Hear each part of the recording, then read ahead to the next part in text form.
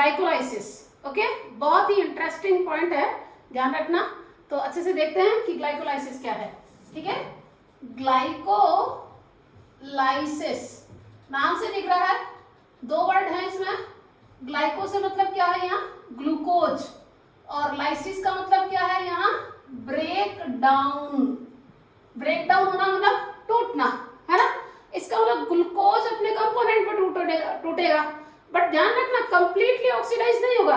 कहने का मतलब क्या है, C6H12O6, यहाँ कार्बन से 12 हाइड्रोजन जुड़े हुए हैं। अगर कंप्लीट होता ना तो सारे के सारे हाइड्रोजन रिलीज हो जाते, लेकिन अभी तक ये इनकम्प्लीट ऑक्सीडेशन हुआ है ना। तो यहाँ क्या होगा, इसके जो है टूटने से यहाँ दो मॉलिक्यूल पाइरुवेट के बनेंगे, है ना। दो मॉलिक्यूल पाइरुवेट जिसे क्या कहते हैं, C3H6 और O3, साथ में दो NADH, है ना, दो ATP। ये मॉलिक्यूल भी एनर्जी कंपाउंड के रूप में, ये रिडक्टिव एनर्जी कहलाती है, और ये एसिमिलेटरी पावर यानी एटीपी फॉस्फेट मॉलिक्यूल के रूप में प्राप्त होती है। अब आती है ये जो ग्लाइकोलाइसिस रिएक्शन है ना, ये ग्लाइकोलाइसिस रिएक्शन दो फेजेस में कंप्लीट करते हैं, या ये कह दीजिए कि इसके स्टेप्स को हम दो पार्ट में डिफरेंशिएट कर सकते हैं। पहला है प्रिपरेटरी फेज, है ना, और दूसरा है पे ऑफ फेज। ये जितनी भी रिएक्शन है ना, ये 3 साइंटिस्ट ने रिसर्च करने के परिणाम स्वरूप प्राप्त की थी, और उन साइंटिस्ट का नाम क्या है, एम्बडन, मेयरहॉफ एंड पेरानस। इसलिए इसको क्या कहते हैं, EMP पाथवे कहते हैं। अब पिछले वीडियोस में आपने देखा था, मेरे जो वीडियोस दे रखे हैं उसमें आपको मैंने रेस्पिरेशन का एक शॉर्ट फॉर्म बताया था। उसमें मैंने आपको बताया भी था कि ग्लाइकोलाइसिस क्या है, उसमें ऑक्सीजन की रिक्वायरमेंट नहीं होती। अब ग्लाइकोलाइसिस एनारोबिक रेस्पिरेशन में भी होता है और एरोबिक रेस्पिरेशन के समय भी होता है। तो दो बातें आई है, इस बातों से दो बातें निकली। क्या निकली है, एक तो मैं क्या कहूंगी, जैसे इसको बोला मैंने EMP पाथवे, दूसरा मैंने बोला एरोबिक और एनारोबिक दोनों टाइप के रेस्पिरेशन का कॉमन पाथ है ये, है ना। तो इसके लिए इसको क्या कहूंगी मैं, common pathway of aerobic and anaerobic respiration. Okay, तीसरी बात क्या बोली मैंने, अब चाहे एरोबिक रेस्पिरेशन है चाहे एनारोबिक है, बट ये तो एनारोबिक फेज ही है ना, तो मैं क्या कह सकती हूँ, anaerobic phase of aerobic respiration, है ना, anaerobic phase of aerobic respiration. अब ये जो प्रिपरेटरी फेज और पे ऑफ फेज है, ये टोटल मिलाकर 10 रिएक्शन है जो कि चैन के फॉर्म में आती है।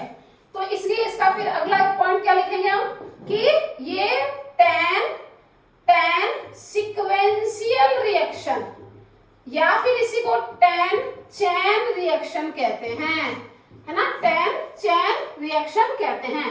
अब प्रिपरेटरी फेज का मतलब क्या होता है, ग्लूकोज जब कंप्लीट ब्रेकडाउन या इनकम्प्लीट ऑक्सीडेशन होगा तो उसको क्या करना होगा, पहले ये न्यूट्रल फॉर्म में पड़ा है तो उसको पहले एनर्जी गेन करके स्टिमुलेट होना पड़ेगा।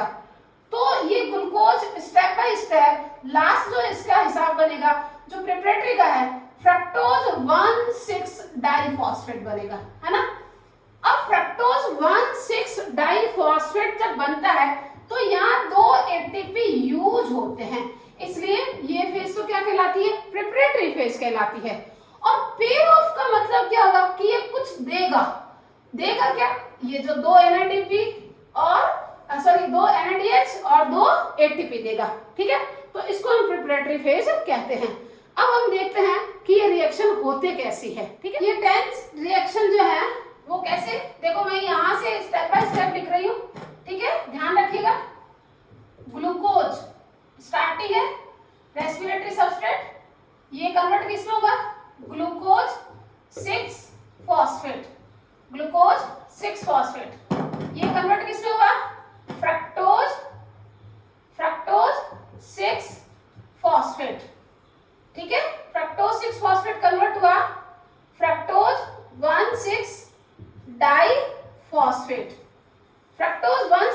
डाइफॉस्फेट। देखो यहाँ तक जो ना मॉलिक्यूल आप देख रहे हो, ये भी 6 कार्बन कंपाउंड है, ये 6 कार्बन कंपाउंड है, ये 6 कार्बन कंपाउंड है, ये 6 कार्बन कंपाउंड है। अब ये 6 कार्बन कंपाउंड वाला जो फ्रक्टोज 1,6 डाइफॉस्फेट है, इसका होगा लाइसिस, यानी ये टूटेगा, ठीक है, और 2 मॉलिक्यूल बनाएगा 3 कार्बन कंपाउंड के, ठीक है। तो एक होगा DHAP, इसका फुल फॉर्म क्या याद करना है अपने को, di hydroxy acetone phosphate, di hydroxy acetone phosphate, ठीक है। और अगला क्या है, जो है इसी का आइसोमर है, जिसे अपने कहते हैं 3PGAL, क्या कहते हैं 3PGAL, ओके। ये कहलाता है 3-फॉस्फोग्लिसरिक एसिड, क्या कहलाता है 3-फॉस्फोग्लिसरिक एसिड।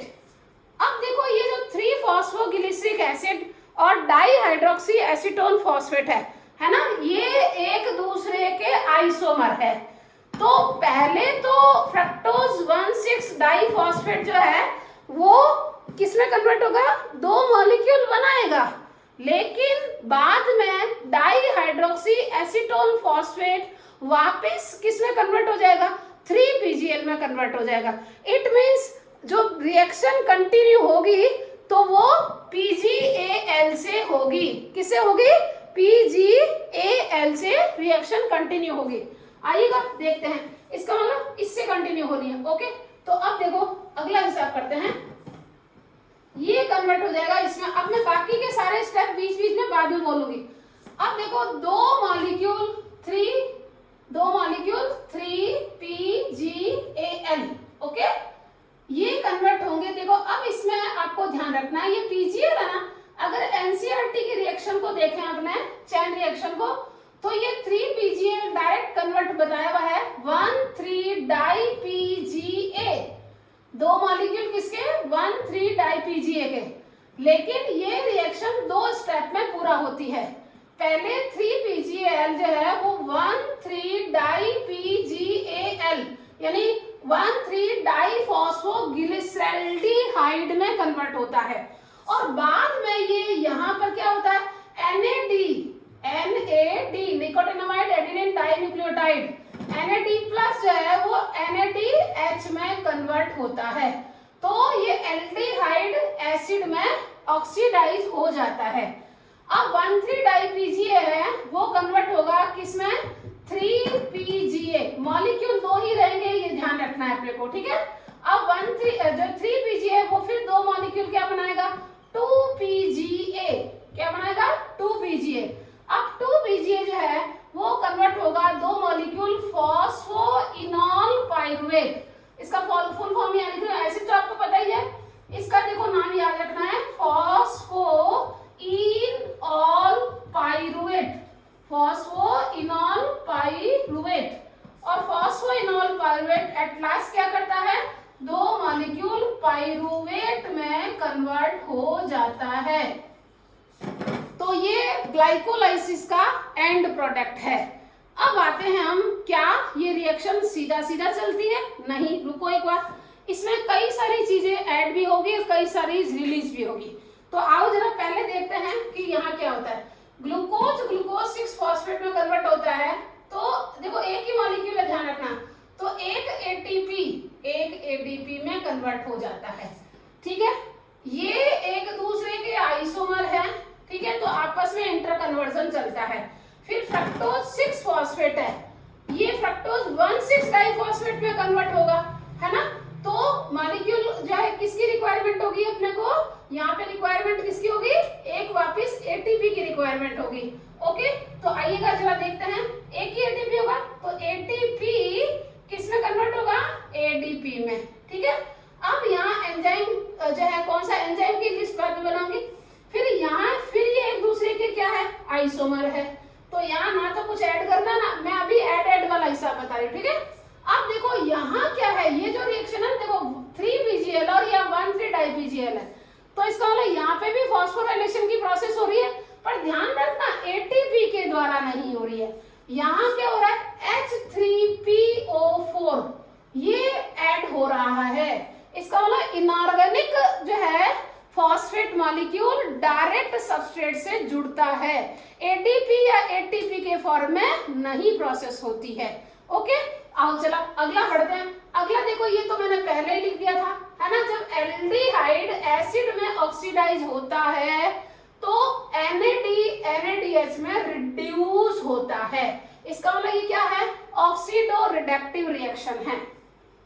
अब आओ 1,3-डाईपीजीए था और यहाँ 3PGA है, इसका मतलब फॉस्फेट रिलीज हो रहा है, लेकिन दो मॉलिक्यूल है, ध्यान रखना। इसका मतलब यहाँ क्या होंगे, 2ADP एडिनोसिन डाइफॉस्फेट 2ATP में कन्वर्ट होते हैं।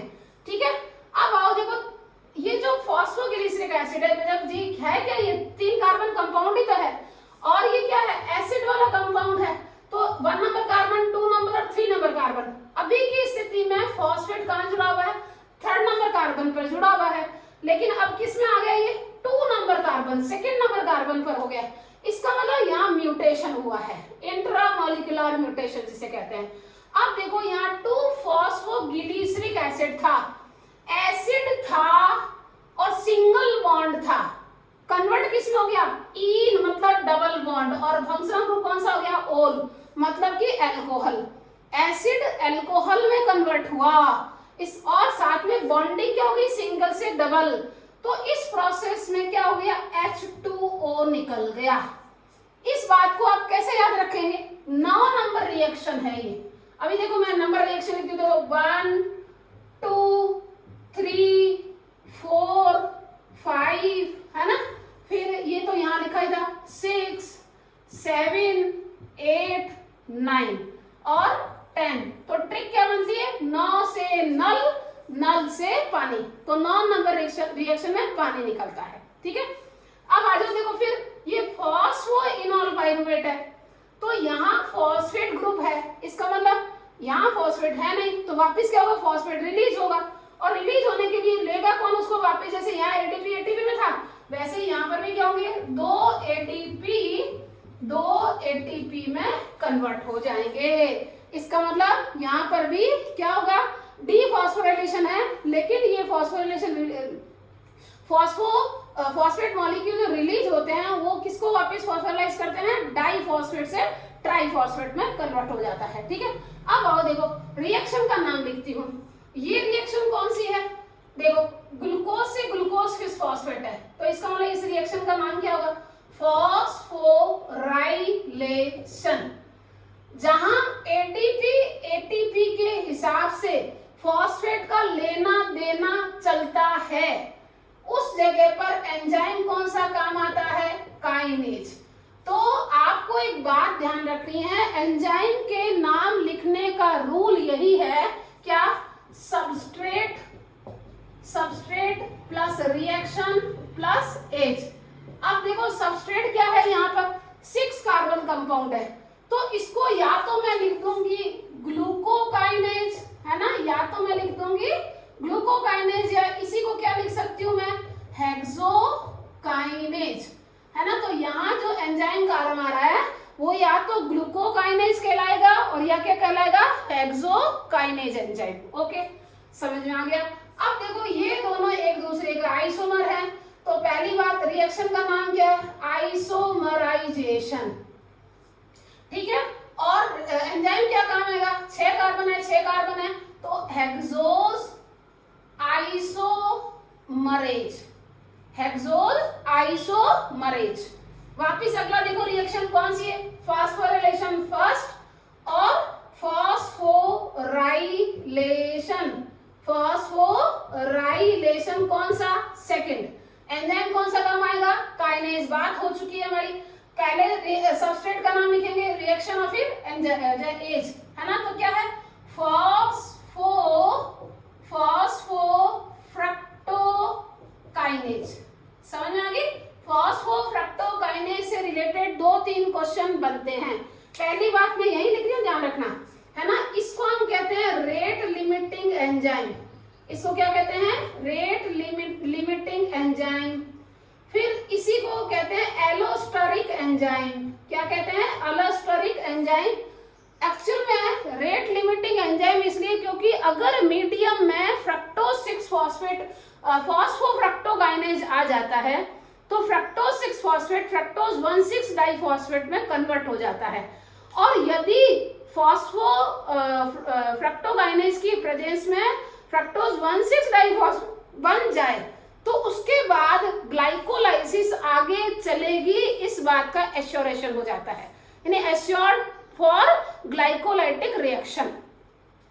तो ये तो कहलाता रेट लिमिटिंग। एलोस्टेरिक माने वे एंजाइम जो किसी कंपाउंड में कॉन्फिगरेशनल या कॉन्फॉर्मेशनल चेंजेस ला दे, जो कि उसको मॉडिफाइड फॉर्म में ला दे, तो उसे हम एलोस्टेरिक एंजाइम कहते हैं। तो 2 क्वेश्चन इसके लिए अलग से याद करने हैं।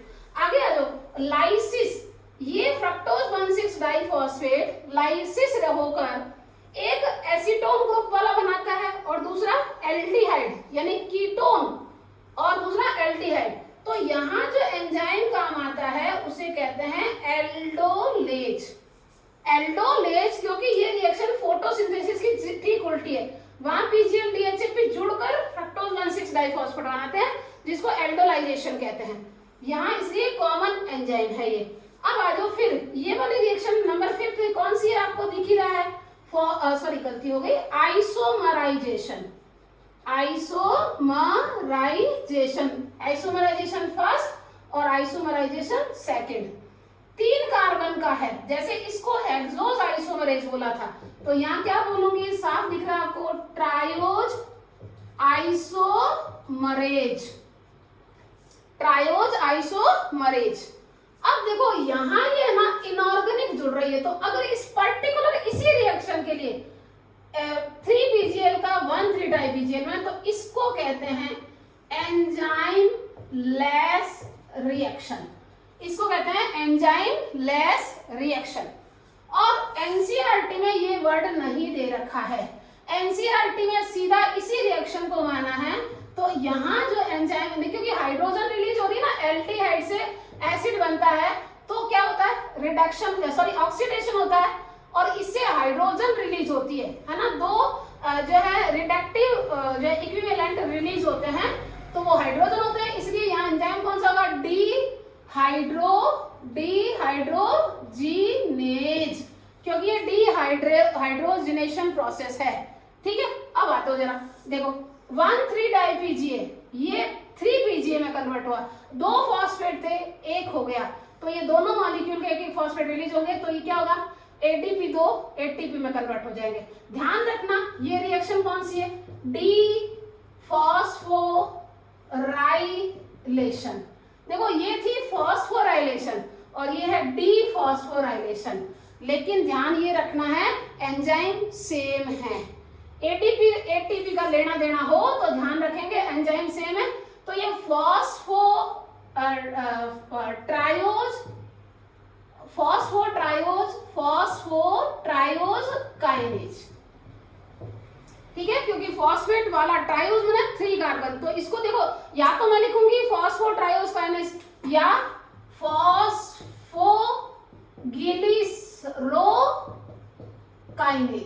फॉस्फोग्लिसरोकाइनेज, क्योंकि ये क्या है, ग्लिसरिक एसिड है, ग्लिसरेट है। ठीक है, अब आओ ऐसे, ये देखो 3 नंबर पे था, मैंने अभी बताया था आपको, ये 3 नंबर पे था, कहां चला जाएगा 2 नंबर पर, तो ये कौन सी रिएक्शन हो जाएगी, म्यूटेशन। तो रिएक्शन है, एंजाइम कौन सा आएगा, म्यूटेज। ठीक है, तो ये इंट्रामॉलिक्यूलर म्यूटेशन की प्रोसेस है, म्यूटेशन की रिएक्शन है। अब आ जाओ जरा देखो, यहाँ हाइड्रोजन रिलीज हो रहा है, इसका मतलब ये प्रोसेस कौन सी होगी, डिहाइड्रेशन,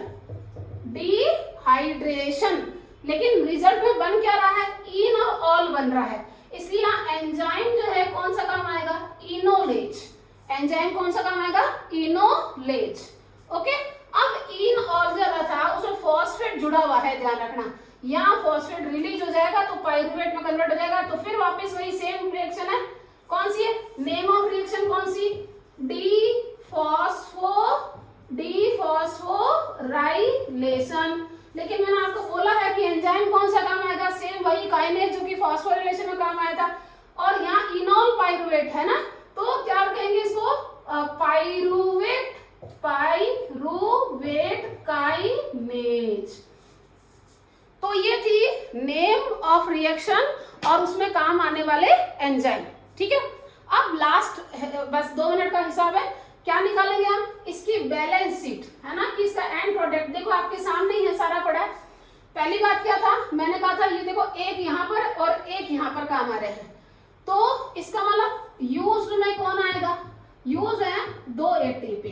ठीक है, अब जो है रिलीज कितने हुए, रिलीज कितना हुआ, देखो 2 एटीपी यहाँ पर और 2 एटीपी यहाँ पर, इसका मतलब टोटल रिलीज कितने हुए, 4 एटीपी।